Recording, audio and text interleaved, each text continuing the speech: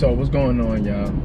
Right, we back with another video. This video right here gonna be about me just telling stories about when I was locked up on Rikers Island in the Bronx in 2017. Right, and I'm not even gonna lie, being in Rikers Island was like wanting to reach up, because I used to think that it's mentally crazy. I be thinking like they're putting on a show or something like that, like, or no, they can control it or something. But being in Rikers Island really will show you, people are just mentally fucking crazy and they belong in jail. Like, I thought like I'd never be saying the word, but some motherfuckers belong in jail, bro. Like, some people just belong in jail. Like, the shit that I seen and the shit that like the stories that I heard, like I asked somebody like why they locked up, and they'd be like, well, I had punched somebody. And I'm like, who'd you punch? Like, why? He like, I heard voices in my head, so it made me just punch an old lady. You heard voices in your head, so it made you want to punch an old, like that shit don't even register in my head, right? I'm like, bro, what the fuck? Like, what type of voice you heard? He was like, yo, like, it just, and you know, he was a crackhead. He smoked crack. I don't want to talk bad about people, but he smoked crack, whatever the case may be. He like, yo, I used to just always hear voices in my head. I hear voices in my head, and this one time I was walking across the street, and I just, the voices in my head just told me to just punch her in the face. So I just started beating on the, and I'm like, bro, what? I'm like, oh, no, bro, you gotta pack up. You gotta get the fuck out of here, bro. Like, I don't know what type of weird shit you on, but I say that to say, like, jail, Rikers Island is a place where it really showed me, like, it really showed me the type of people that's out there. Like, some people really deserve to be in jail, and some people are just freaking crazy. Like, they need more than jail.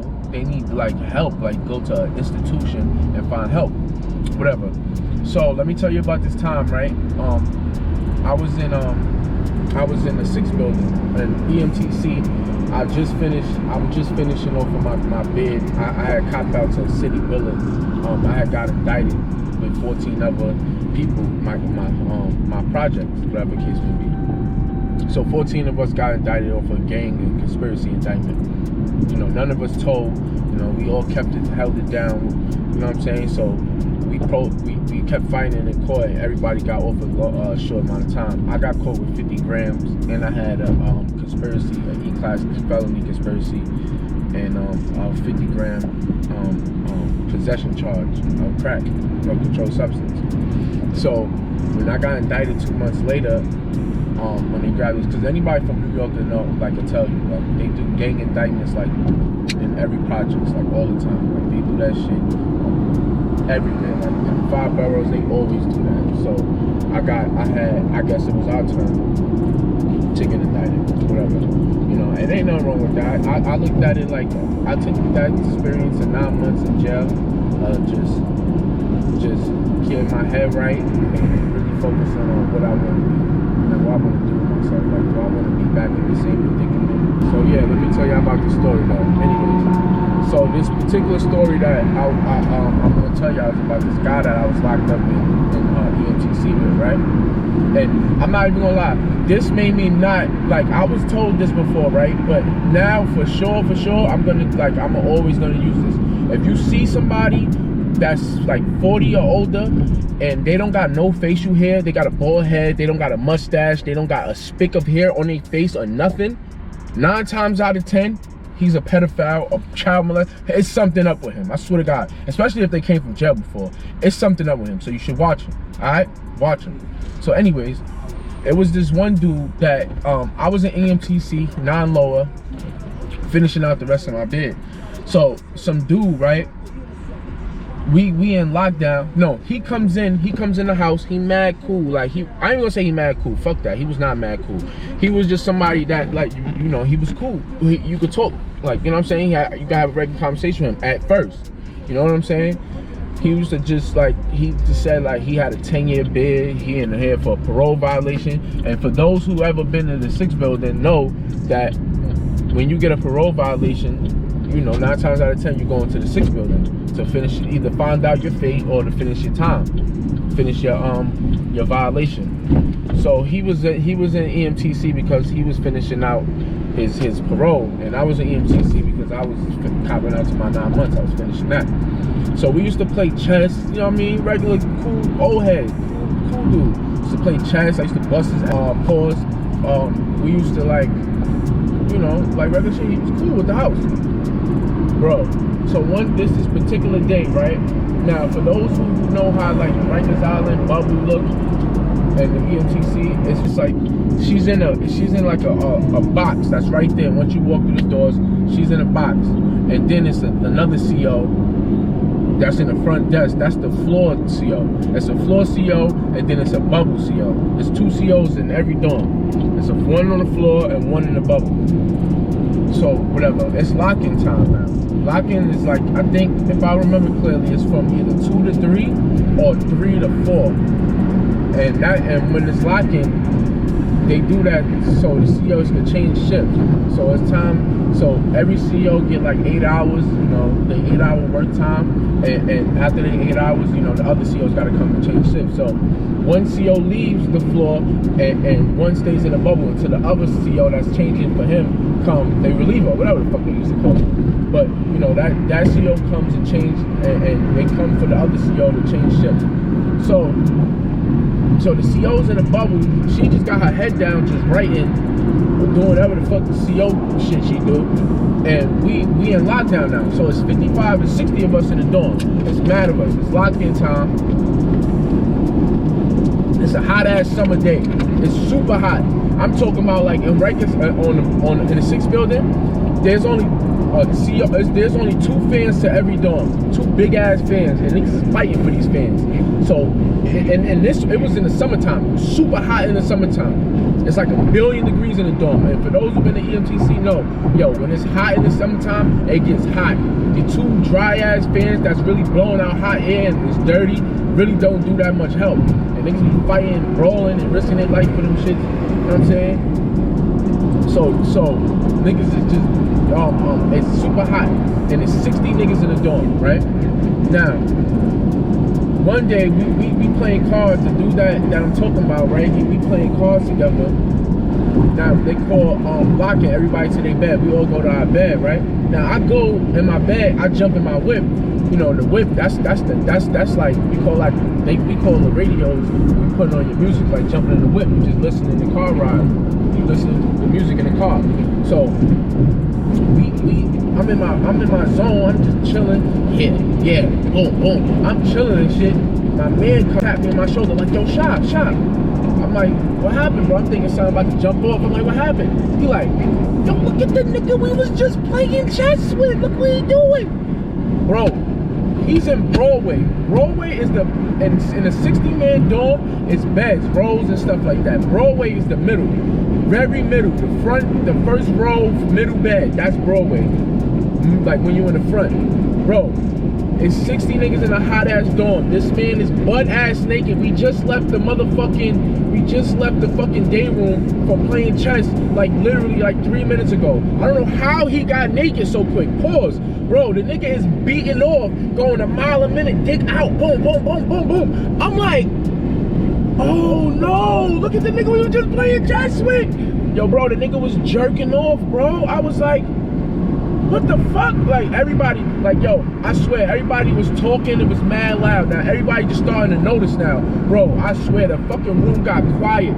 And everybody just looking at the nigga. And I'm really tweaking like, yo, Mo, tap this nigga, bro. Tap him. Like, you gotta get the fuck out of here. So my man tapped him like, yo, homie, put that away, son. Like, what you doing? Put that away. Right? So the dude, like, he get up, he like, yo, it was just like, yo, you know how like in the cartoons when somebody's in the zone or something and everybody watching them, and then when he finally figure out everybody watching them, the record scratch, and then he just look around. That's exactly was one of the moments. Everybody was just looking at this nigga like, son, you dead ass? Like, bro, he was beating off going a mile a minute, bro, 100 miles on the dash, bro. I was like, nah, bro, you gotta get up out of here. Like, you're bugging the fuck out. So whatever case may be. So he put his clothes on, and now we all trying to figure out his fate, because at the end of the day, we in the 6th building. It's either we beat this fucking child molester or pervert up, and lose good time. Cause I ain't gonna front, I was going home in like a month and a half. Like, you feel me? Unless a nigga really do something to me or violate. You in the 6 building, you just want to go home. Like, I don't know anybody else. So like gangster shit, like it's a 6 building, dog. Niggas trying to go home. I'm trying to go take my black ass home. Like, you feel me? I did all the work in other buildings, 5, ECBC, all that anyway. Like, you feel me? So we trying to figure out his fate or whatever. And he comes. So now he dressing shit. I'm like, yo, homie, you gotta go. Like, I ain't gonna lie, we can't live with nobody that's out here doing perverted shit like that, right? So this silly ass nigga gonna go. He gonna go. Now, I don't want to blow her up and stuff like that, but believe it or not, me and the CEO got a thing going on. We got a thing going on. So we look at each other like, thing going on? Homie, she wasn't even looking at you. She was in a book. Like, what are you talking about? He like, he got a thing going on. So I'm like, nah, homie, you gotta go. Like, I ain't trying to hear that shit. Yo, bro, you got like 3 minutes to put your shit together and get the fuck up out of here. Like, you bugging out. Whatever the case may be. So now everybody go and strap up and get what they gotta get, because I'm like, judging on like my demeanor, all the homies I'm with, they like, nah, alright, so we about to do him in. Fuck that, we about to beat this nigga ass. And he just was jerking off, like, you already violated the dorm. You with 60 grown men in a hot summer day. We locked down, mad as hell. Now we gotta be here, and it's the summertime, and we almost home. And then by the time we go home, I'm about to miss the summer, so I'm extra heated. I'm like, yo, I'm about to beat the shit out of this nigga. So he like, alright, I gotta go, alright, homie, alright. He packed his shit up, right? And this is the most pussy shit. So the CO that's coming in, the reliever, he see the commotion, he start walking like, yo, what happened? One of the niggas that was around the circle told the CO what happened with him to be, and the CO was hood, so he wasn't gonna report the nigga. Like, you feel me? He like, oh nah, alright, so y'all want him out? He gotta go. So he telling the dude like, yo, you gotta pack up, like, you gotta go. Nobody wants you here. You just did some shit. You gotta go. So he packed his shit up. He's walking out the door. This nigga he gets towards the gate, and it's like a little walk from the beds into the gate. So he gets to the gate. He's like, yeah, fuck y'all niggas. Yeah, suck my, yeah, y'all niggas ain't like that. And then he pointed me out. He like, yeah. I was mad big at the time. So he like, yeah, and you little strong bastard over there, I'll kick your ass. I was like, yo, nah. Yo, I wasn't yelling. I'm not gonna say yelling at the nigga that's like, so he gotta get up out of here. But I'm just dying laughing. I'm like, nah, you're not dead ass. Like, this is like a movie, bro. But the moral of the story is, man, like, yo, man, like, making your decision wisely about what you want to do in life, man. Because being in jail is not it. Like, when I was younger, we used to think, like, we used to look up to the niggas, not look up, but like, we used to respect the niggas that came home from jail, did mad time, whatever the case may be. And like, and as I got older, I just started to now understand, like, that's not cool. Like, you know what I'm saying? Like, I respect the whoever do their time like a man and come home and make it back to their family. I respect you. I commend you. But going to jail and using that to influence another generation, I don't respect. Like, we need to do better for our people. Because I used to, like, especially the people I grew up with, used to think that was like the coolest thing ever. Like, nah, not to say the coolest thing ever, but we used to respect. Homie just did mad time. He just came home. He ain't doing nothing. He's still a bum. But yo, nah, he official. That's official. And that's not official. Like, the working man is official. The one that's starting a business official. The one that could do something, provide for their family, that's official. That's the type of people I respect.